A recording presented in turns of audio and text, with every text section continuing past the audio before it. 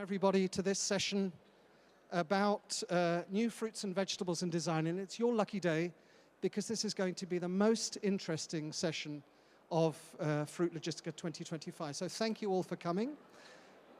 No pressure. We have an hour, and the hour is going to split into two halves, which is two halves of 30 minutes. And the first and I am not Mike Knowles. We made a small switch. My name is Chris White, and I'm the Managing Director of FruitNet. And I work together with Mike. Mike, if you want to see Mike, he's over in the logistics hall. But please stay and listen to this, even though Mike isn't here. And we're going to do this into two halves, each of 30 minutes.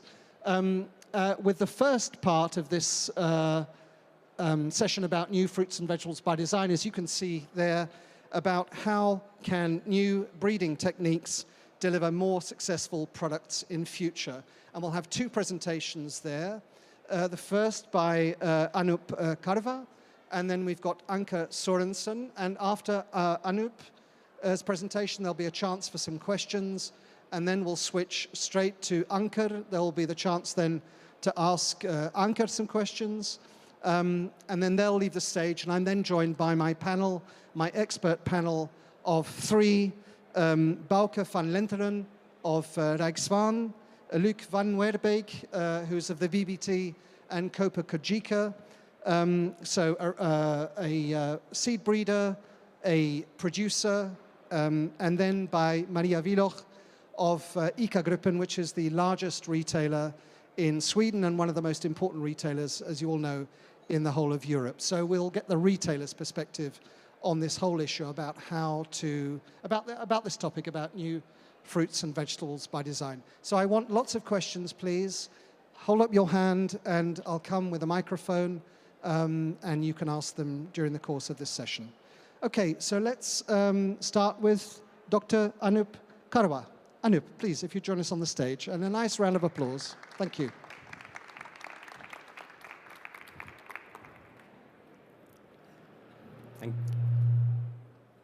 Good morning, everyone. Thank you, Chris, for this wonderful opportunity.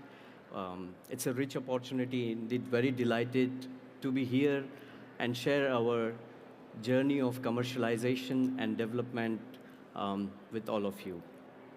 So we'll walk you through the work that we've been doing.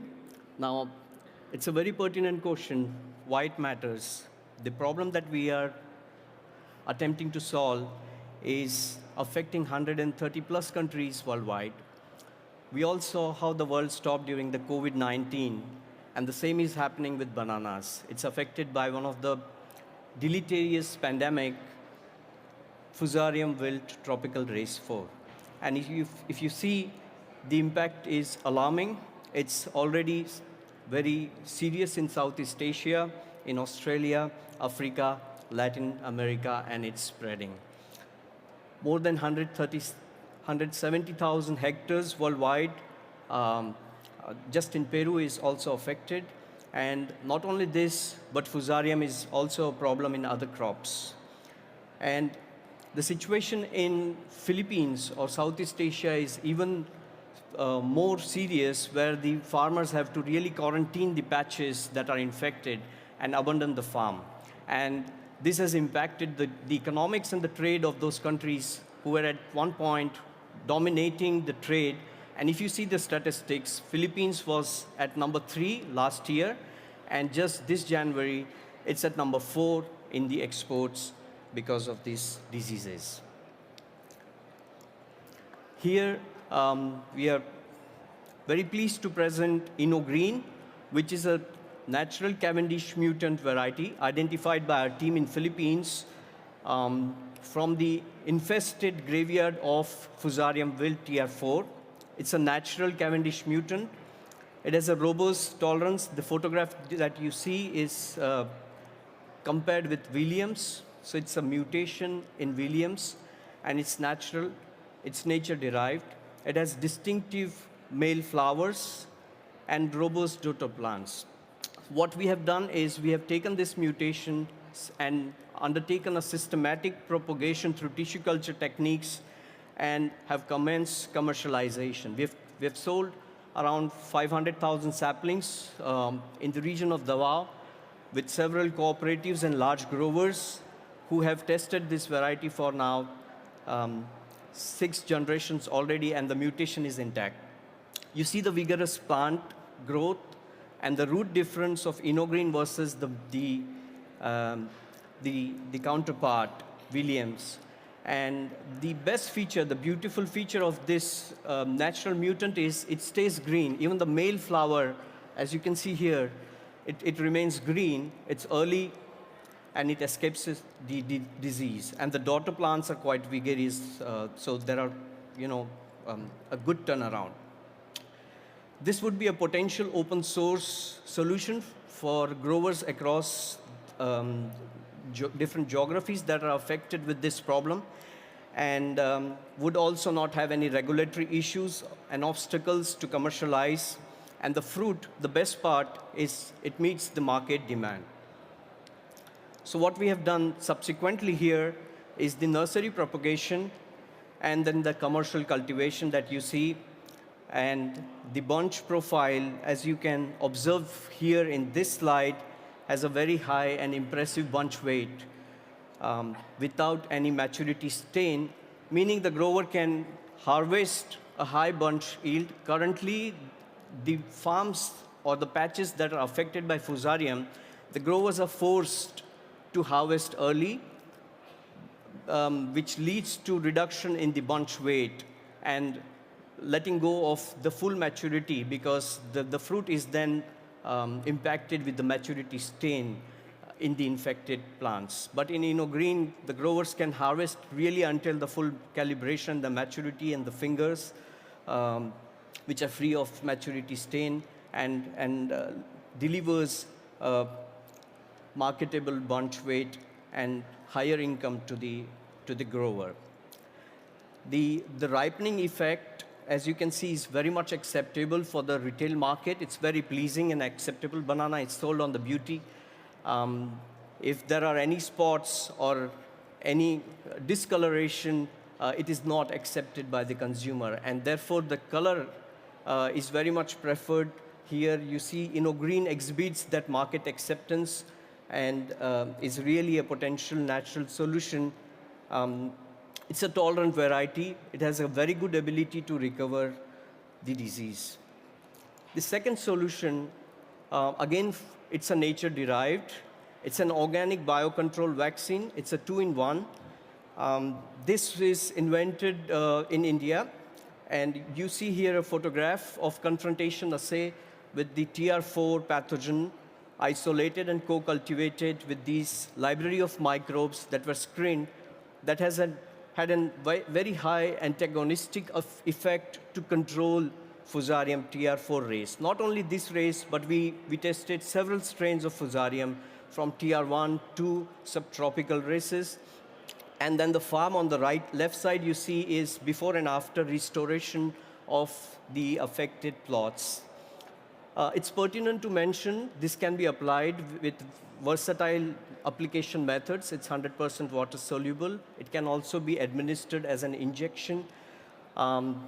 Even for an infected plant, administered in month of April, it revived and gave a nice high yield bunch in month of July. So in just 4 months, the plants are able to recover. Now, this would be a game-changing solution, and we have commenced our registration in Philippines. So this would be available for, commercially in 2 months in Philippines, and it's already available in India.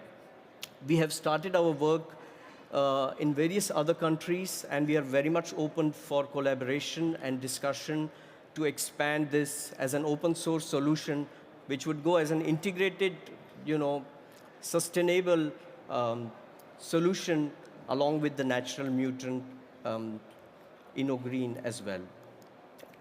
This is an interesting single leaf assay that you can see on the right side of the leaf how Banexin is effective even until the 9th week if you see in the time-lapse manner, Sigatoka is a big problem in not only in Philippines, but it spreads at the speed of light in every country is affected by Sigatoka. This is, by the way, black Sigatoka. It's the affected farm where the trials were undertaken. And then you see in the table, comparative with the chemical applications, the chemical pesticides that are currently applied are enormous. And Benaxine alone, until the 8th application, the right side of the leaf you see is intact with high photosynthetic efficiency and with low infection rate. So this is what we have done subsequently. It's a 2-in-1 biocontrol organic solution which would be offered as an integrated technological intervention to overcome this pandemic problems across the world. I must acknowledge the key drivers who have been part of this journey. A veteran, Roberto, who is a 75-year-old gentleman who invented InnoGreen. He identified, he spent a remarkable 46 years on farming banana and in Latin America, in Philippines. He's the one who invented InnoGreen. Together with me and my team, we invented Benaxine. So we are really complementing the best science to ensure that our growers and cooperative partners get best solutions that are sustainable and would be able to overcome this pandemic challenge. I must acknowledge our partners who have been undertaking trials. We have also commenced our work in Australia. We have hot innovation, and likewise, I said, we are very much open to discuss any opportunities. With that note, I thank you very much to all of you for your patient listening and happy to answer any question. Thank you once again. Thank you very much indeed, Anup. Our colleague Lily in the blue jacket has a microphone if anybody wants to ask any questions, so please raise your hand and Lily will come to you. One thing I want to know, Anup, is why India? Is it because you've got lots of bananas in India, lots of technologists, expert scientists in India? How come India has been the place where this technology has been developed? It's a very interesting question.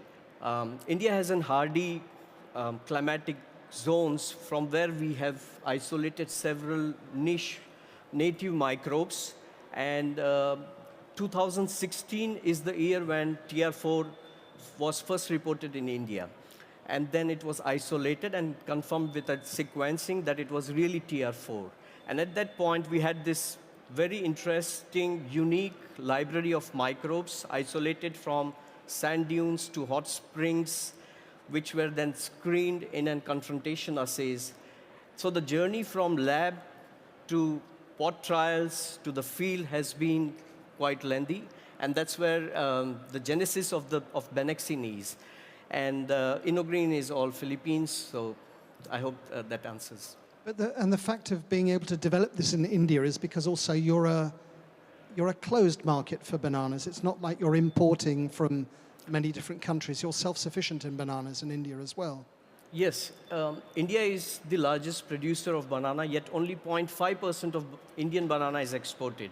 And it has got a versatile of varieties, but sadly, even the native varieties, the small baby bananas that often we see in the supply chain, in the restaurants and the premium markets, they all come from India, and they are also affected by Fusarium. So therefore, this was a very important challenge to solve, and India offered that best science platform and a solution which we then undertook under an incubation, and the biosafety and the toxicity studies were undertaken, that this natural microbe is safe. It provides a symbiotic, sustainable protection which is durable during the application cycle.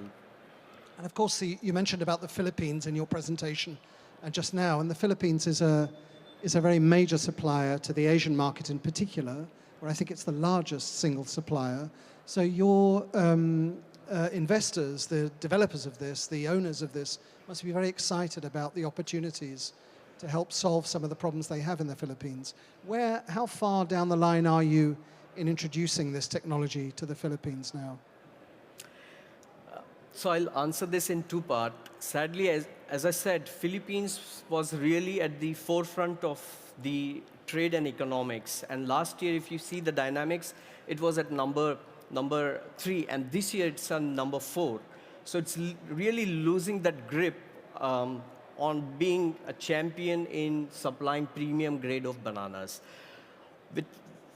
The second part is we have already sold 500,000 saplings to large cooperatives and growers in Philippines. We have around 2 million saplings in production with different tissue culture labs that we have within Philippines. And we envisage to provide this as an open source solution to multiple countries, not only Philippines, not only confined to Philippines, but there are regulations that will allow us, since it's a natural mutant, it would allow us to send this and meet all the phytosanitary as well as biosecurity, prerequisites for each of those countries. For example, we have commenced our work in Australia. We have got the permit from the Australian government.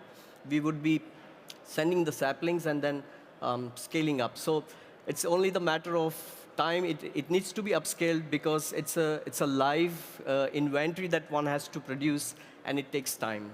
It sounds like you're going to become an even busier man in the very near future. Anup, thank you very much indeed for being with us here today and explaining about their very good example about how a fruit and vegetable by design is making a difference. Let's thank Anup for his contribution this morning. Thank you very much. Thank you, Anup. Now to join us on the stage is Anke Sorensen of Kijin. And Anke is going to take this discussion about bananas one stage further. Anke. Thank you very much, Chris. And thank all of you for joining up. The challenge for me is to talk to you about new technologies that will impact product development in the future. And I have selected a few to do that. But I think the take-home message will be that we are actually starting to understand the language of life. It's coded in DNA. It's not zeros and ones. It's 4 letters, A, T, C, and G. And we can now read it of any plant. What the problem is to understand it. But based on that understanding, a number of new technologies have been developed that I'd like to showcase to you in the next 10 minutes. So I work for a company in the Netherlands called Kijin. Kijin is a research company, so lots of our people are, let's say, scientists. And we were founded by a number of very well-known seed companies. As you can see in the middle, they're still our shareholders, so we work a lot with those in the area of vegetable. And in the rest of the world, with all other crops, we work with different partners in more or less bilateral research. We have a station in Kijin in the US and a small station in India at the moment. What we do at Kijin is 2 things. We develop novel technologies in the bottom that could be useful for making new plant products. And then we use them actually also, those technologies in these collaborations to develop new products. And I have now for today chosen the technologies that I think in the next couple of years, I would say 5 to 10, will really impact the problems that we are facing as an industry, which has everything to do with sustainable food production, but also resilient food production and nutrition, right? We still need to feed the people with these products. So I have taken out 3, and because I think these are the closest to market. They're actually already being used, and I'm trying to explain to you what these technologies are doing and how they could impact our products. More for you to kind of start imagining what you could do once this is available generally to everybody. So, and I put this computational biology in as an integrating and combining factor of these things, because the developments in the area of computer science is definitely also going to impact the way that we do breeding and product development of fresh produced products as well. So take them one by one. We go back to banana. Congratulations to Anoop. We have taken a different approach. We are going back to breeding, actually crossbreeding, and back to the wild bananas. And I'm taking this example to explain what I mean with genomic design. So what is genomic design? What we can do today is that we can sequence, so we can read the DNA of all these banana varieties that are wild. They contain seeds, they are diploid, they are actually fertile, and we can make crosses with them. And then we can compare the sequence of those, and we can then use that comparisons to design novel types. That's what I mean with genomic design. We've put this activity of banana breeding into a separate company called Yellowway. You can hear more about it if you visit the Chiquita booth later on. I'll be there as well to talk more about it. But the principle of breeding technology that we are using is illustrated here. So in real life, it looks like, for you, the left side of the picture. But to explain what we're doing, I put in the Lego blocks. So imagine our DNA as a block of different pieces of DNA. And then imagine that you want to recreate something that looks like a Cavendish, right? But also has a resistance to the fungal diseases that were just talked about by Anoop as well. These blocks of DNA are available in this wild, exotic banana germplasm, but they're not available in the grown cavities, except for the mutant that Anoop has just told us about. So what we will do, we will take those pieces and cross them back into something that looks like a Cavendish. And it's very clear which pieces we need. And this can be done today for any crop. We can sequence any crop, we can make a design, and we can deliberately make crosses that get us very close to a desired genotype like the one on the right. And of course, we also need to include the resistant genes indicated with an arrow in this new design of new crops. And this is not something we can do 10 years from now. This is something that is happening in our breeding programs at banana and other crops at the moment. So that's genomic design. Another one, you probably heard a lot about CRISPR. It's one of the technologies that fall within the category that we call genome editing. This is a technology that makes very specific small changes in the DNA at one particular place. What you see in the picture is actually the CRISPR-Cas system. It's just one of the systems that you can use for genome editing. And what it does, it looks up a certain piece of DNA that we have been reading and we understand what it means. And it makes a very small change in the DNA at one particular position, which leads to a different gene and a different phenotype. I have to emphasize, though, that a lot is being said about this technology, but you can only really use it if you master the cell biology and the cell and tissue technology of a crop. Because you have to go back to the single cell level, and from that single cell level, you have to go back to a real plant. That's the only way you can actually deploy this technology. And secondly, you have to know which genes you want to alter to get a desired phenotype. For instance, a resistant gene for Fusarium in banana, right? So it's a fantastic technology, but there's more to it than just the CRISPR. That's the message I want to give you today. It's also very similar to old-fashioned mutation technology, the one that Anoop was talking about. It was a natural mutant, but there are also a lot of induced mutants that we can use, and also that makes a single change in the DNA that can be extremely useful for particular traits. I'll show you a few examples that we've did at Keygene.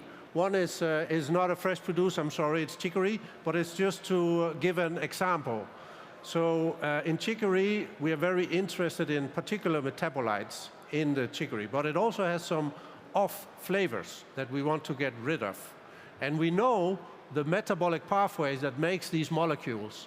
And by influencing just one single piece of DNA in the genome of chicory, we knock out the pathway that gives us an off taste in the chicory. Of course, with your imagination, you can imagine which off tastes do you want to get rid of in your particular crop. That is possible to do today with this technology. Another thing is the other way around, right? So you have a product, but you would like to have more of a certain compound. That's what happens in this case with tomato.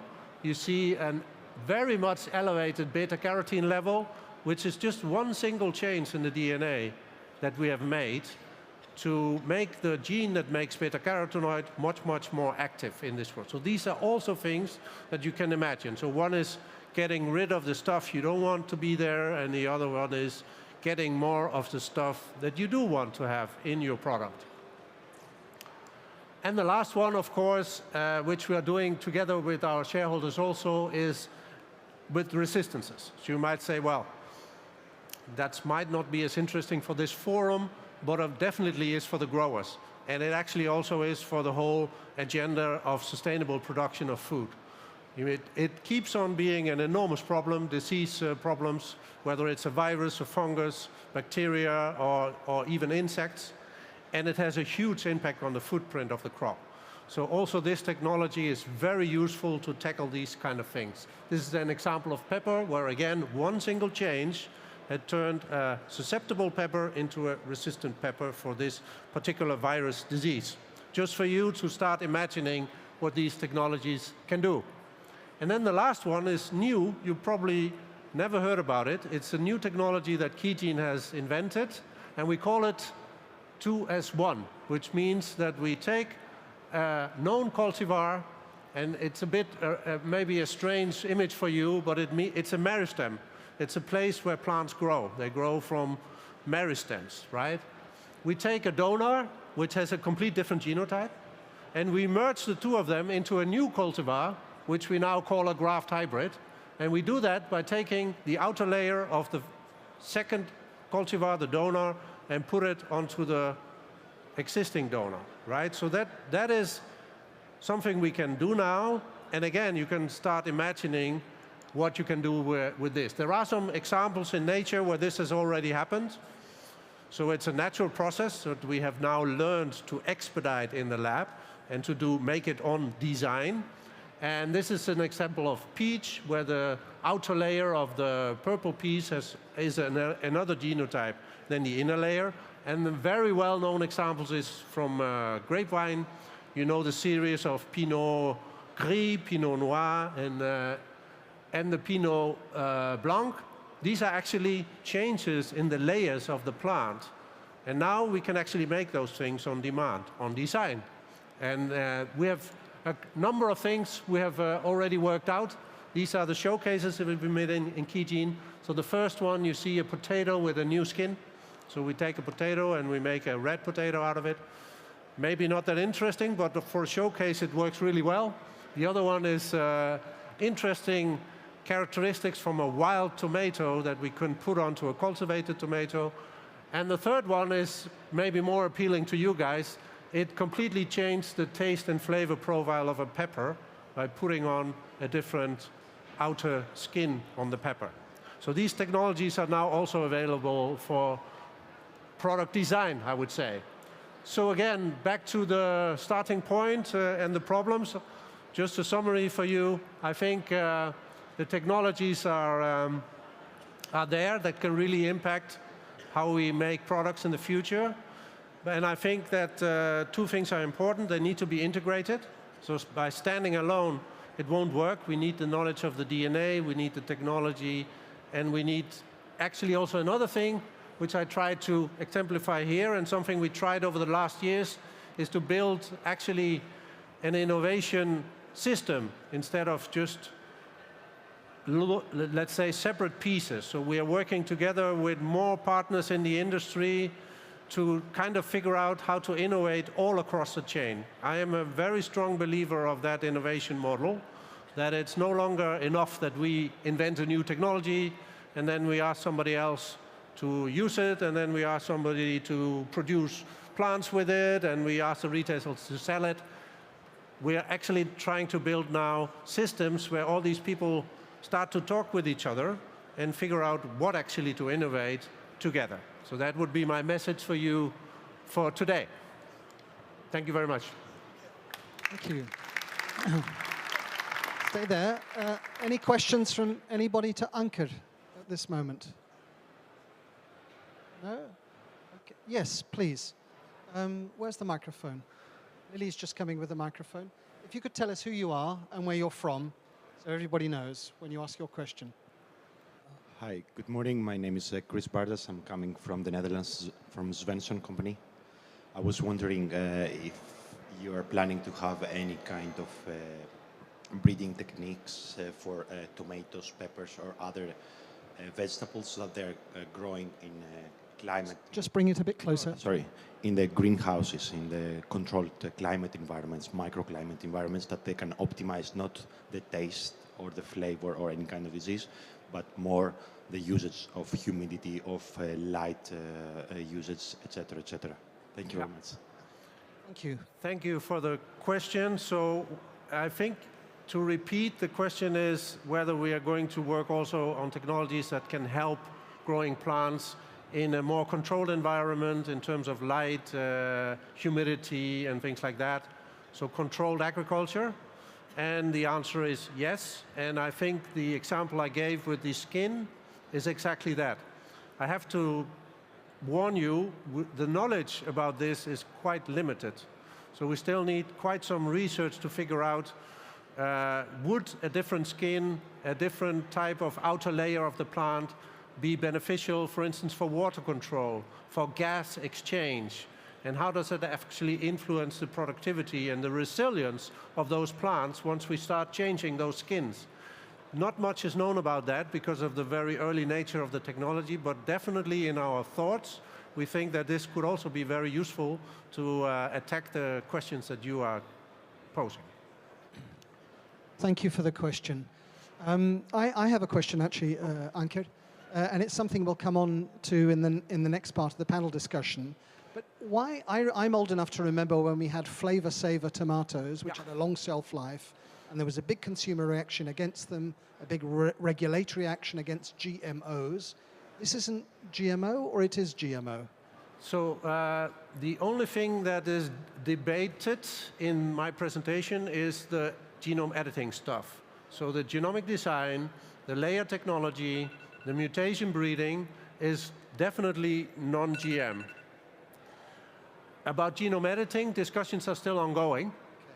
So my guess will be that part of the editing technology will be regulated as non-GM because it's completely impossible to distinguish the end product from, for instance, a mutation breeding program.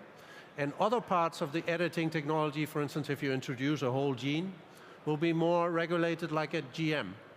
So that's my thinking, but please don't put any claims on this because nobody knows at the moment. But it is a type of legislation that is being implemented in different parts of the world. That there will be two genome editing types, one non-regulated, one regulated. Thank you. Thank you for putting us straight on that. Okay, the clock is against us, so Anke Sørensen, thank you very much indeed for your presentation.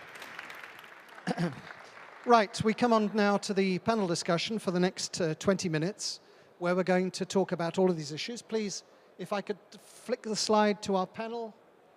Well, our panel can come up anyway, and the slide will. Please take a seat. We have, yeah, well, you'll work it out anyway, it's fine. On the far left, as you look at the stage, is Bauke van Lenteren from Rijkswaan. In the middle, Luc van Werbeek of VBT Copagogica. And here on the right of the stage, next to me, is Maria Wieloch of ICA. And the important reason why we've chosen these three speakers in this session is Bauke is from the seed business. Luc is representing the producer, and Maria is here from a retailer's point of view.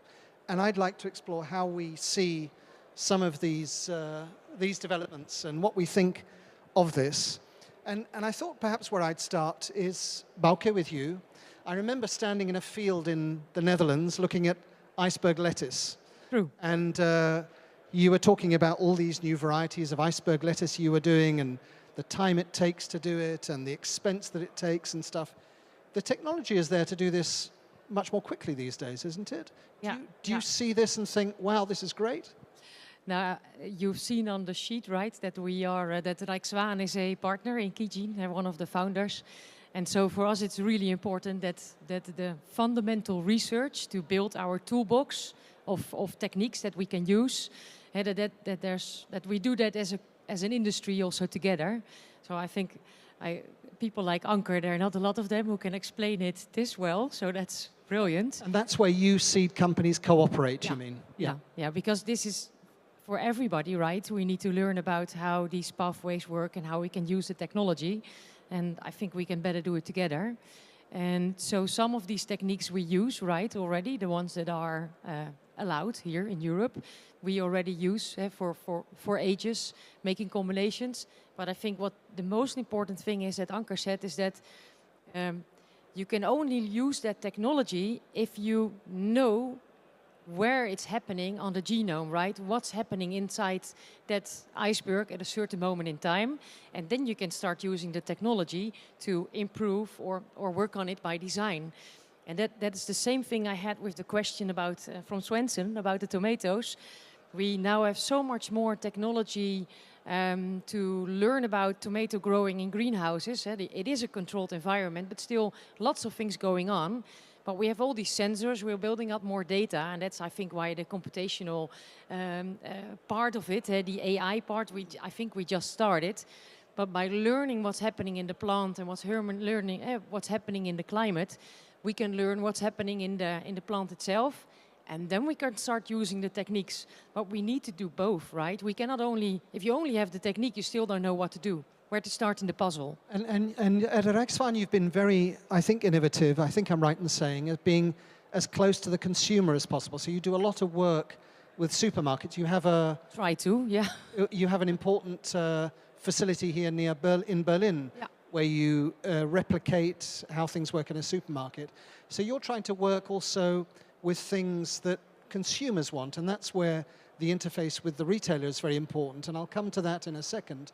But if I may, I'd like to go to Luc now, because as a grower, as a producer, you spend too much of your time sometimes growing the only varieties that are available, and those varieties may not be the best varieties, but they may be stuff that you've had for years. Or when you look at things like this, are you excited about the opportunity, or are you also, with your Copa Cogeca regulatory hat on, a bit concerned about this because you see a European Commission that may regulate no or yes, and a consumer who may get a bit worried about these products?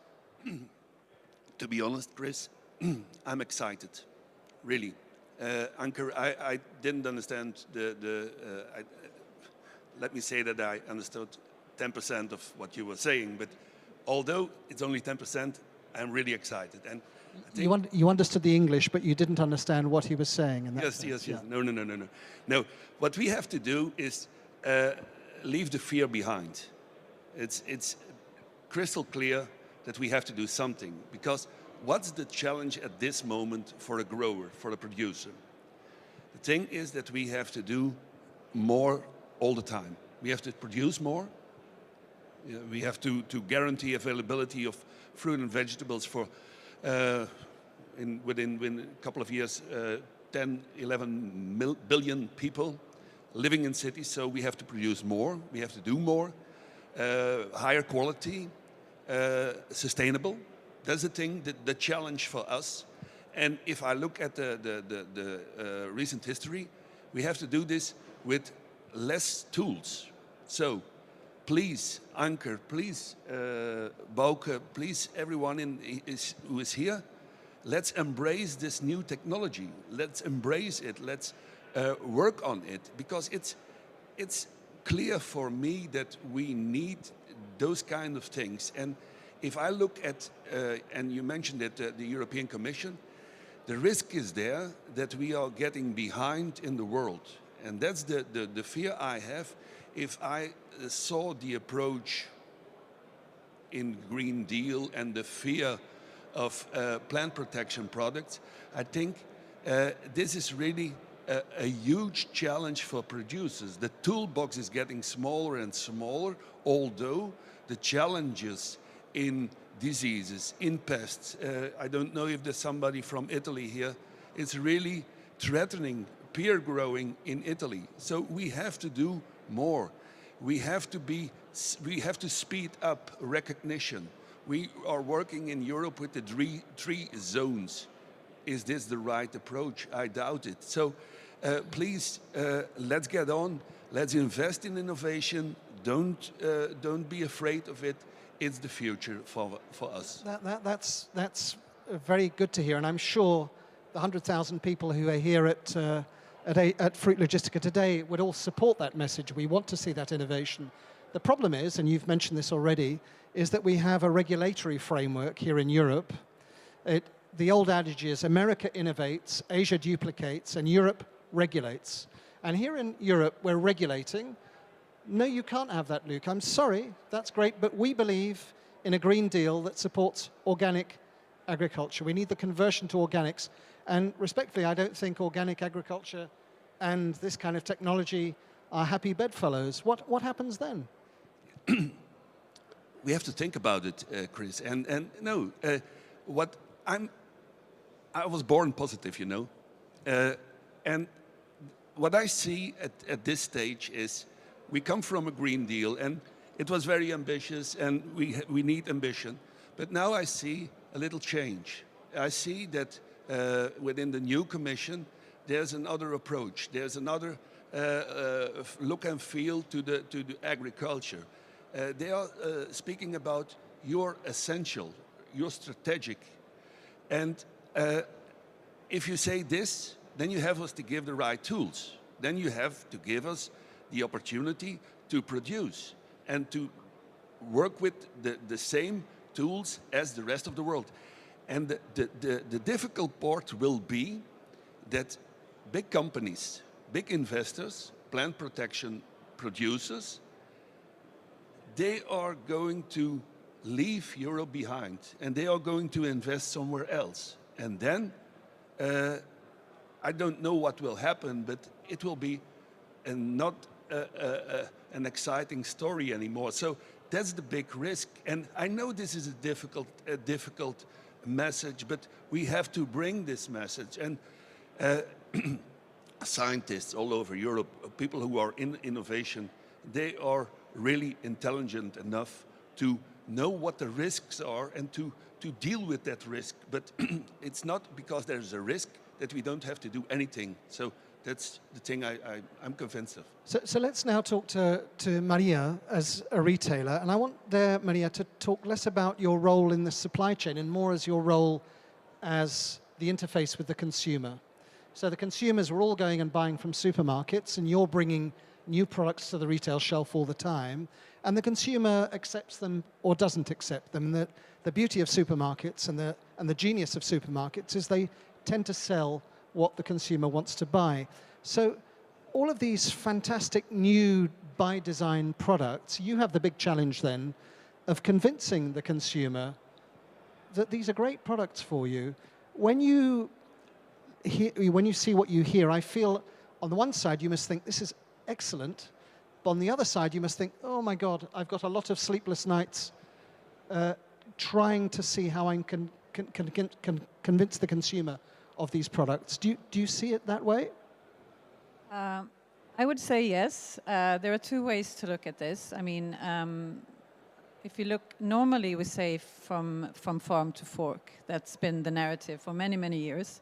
And it's a very romantic and beautiful narrative that I think has a time and a place. But as an industry, and that's where I want to connect to Anke's last point of the collaboration wheel, is that we need to also flip this. So talk about from fork to farm. So otherwise we will get in that situation that you were talking about. We get, as a retailer and as a wholesaler, we get approached by so many companies with the best product that's been innovated and seeds that are resistant and so on and so on. And there's so many here. And we need to pick and choose. And then, like you say, we need to sell it to the consumer. But I would like to turn it around a bit. And like you said, so what does the consumer want? And how does it fit all through the supply chain? So the collaboration is going to be so much more important because we cannot go from the traditional push mentality, which is very normal in this industry. So you grow something and then you try to get it to the supermarkets, and we need to go to the pool. So, but with respect, of course, what can be grown and so on. So that would be my message to the whole chain and to the industry. It's like consumer is king and queen, mind you. But I mean, they're the ones that are deciding, and their preference is also changing extremely quick. But also there's a kind of, how should I say, homogeneity, that there is an understanding among consumers generally that they want certain things. They want a product that tastes great, that's good for them, and that's been grown with 0 pesticides. So how do we make that happen? How do we make that happen? Yeah, I think those products are already there, but it's that then it becomes a matter of cost. So that's the next thing we need to be mindful of. Of course, we can, as a breeding company, I guess you can have all the qualities we want. You can just pick and choose. But then at the end, especially now, we have the economic situation we have, and the new normal is people want value for money. We cannot go back to before the pandemic, where people had a better economy, and there were different layers that we were willing to pay. Now the value for money is very much there, but they expect everything you say. So I think that's also a message to be very wary of what we together bring to the table, and not, instead of having 50 different varieties. I now understand we have to have that in order to get one that maybe works, but then we need to go by the consumer-centric all the way back to choosing. So, if on that basis, for example, with apples. Yeah. So I say the consumer of today wants a certain type of apple, but for you to grow and develop an apple variety, takes time. It takes you 10, 15 years. It takes us 17 years. 17, 17. So that young consumer of today, yes, Yeah. who wants that particular apple, has to wait till they're in their 30s yes, to get it. Yes, and that's the thing. Can you imagine what this means? 17 years. But let me come back to Anker then. How that 17 year, can you shrink that? Can you make that smaller? You can. By half? So 6 years. So I'm not sure what you mean with 17 years, but I think you mean once you have the variety until you can start selling the fruit to the retail, right? My 17 years are based on my experience in the breeding company, in the breeding. tree fruit. Yeah, okay. Yes, so from the moment on that you start until it's commercialized, you can commercialize Available. It's 17 years. Thank you. Just because I only know about breeding, not about the other stuff. So I'll restrict my comment to the breeding side. And 17 years can definitely be done shorter these days. But still, we're talking about years, right? So we cannot all of a sudden do 3 or 4 years in apple. In other crops, we can. So wheat, barley, we're about 3 years, 4 years for a new variety. But these perennials, fruits, they are definitely longer. Banana, we told our investors it'll take us 10 years to make a Cavendish replacer. So I think an 8 to 10 year window for a new variety is definitely feasible for almost any crop. And what about AI? Will that make a big difference to the development of things? It will. It already does, right? So on many levels, I think it will start It will start in production, in distribution, and things like that. But it's also already in our discovery. And will it reduce the time? Not really, because that's biology. The computer is not reducing the time to flower of a plant. But it does reduce our mistakes. We know better what to do and what not to do. So if you think about a process and you're not making any mistakes anymore, then the process as a whole will get a reduced flow time. It's a bit technical answer, but I think you get what I mean, right? No, I do, absolutely. And that 17 years will presumably a lot shorter. Just to adding to that, I understand that there are so long timelines, but there comes the consumer-centric thinking again on the mega trends. We know, we were discussing this morning, is that, okay, so what are, especially fruit, what is fruit up against? It's being replaced by sweets, by snacks.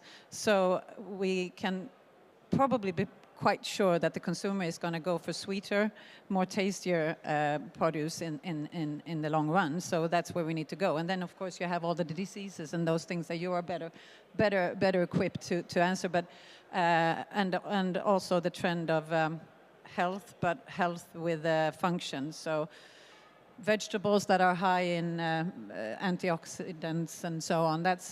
Those are trends that we more or less know will continue. So I think those are safeguards to go on, going to fruit and vegetables. And Maria, about new technologies that are not allowed yet, would you say, how do you think like an ICA consumer would look at that? Is that is all, I mean, that is very, very difficult. And it is also, today, there is too many different marks and communications. Already? So there's like a communication overload. But again, I'm afraid that we get into the regulatory discussion again. True. If we don't. So there's a very prominent thing going on right now, right, in Europe when it comes to iceberg lettuce. We make a loop back to the iceberg example. It's not allowed anymore from this year on to use a chemical to grow lettuces to prevent it from aphids. And aphids is when you, from the past, you remember you would have a head of lettuce and it would be sticky because of those aphids in there. And it's really hard to wash them out. And once they're inside the head of iceberg, there's no way you get it out. And it will be rejected, right? So it's food waste. It's a nightmare for the grower. It really is. And then there's different ways, right, of looking at that. We can build in faster resistance, right? If we know where it is, and we can use the technology that Anke described. And on the other hand, right now within the supply chain, we see that there's more aphids, insects, because we use less pesticides. So biodiversity coming up. We're also communicating that to consumers, but in the end, in the supply chain, everything is still the same, and we're rejecting pallets full of product which are fine, but we do see higher levels of insects there. So I think it's not only by design, but it's also within the supply chain that we have to educate maybe our quality teams and our consumers, that is also the result of what we are asking for as a consumer.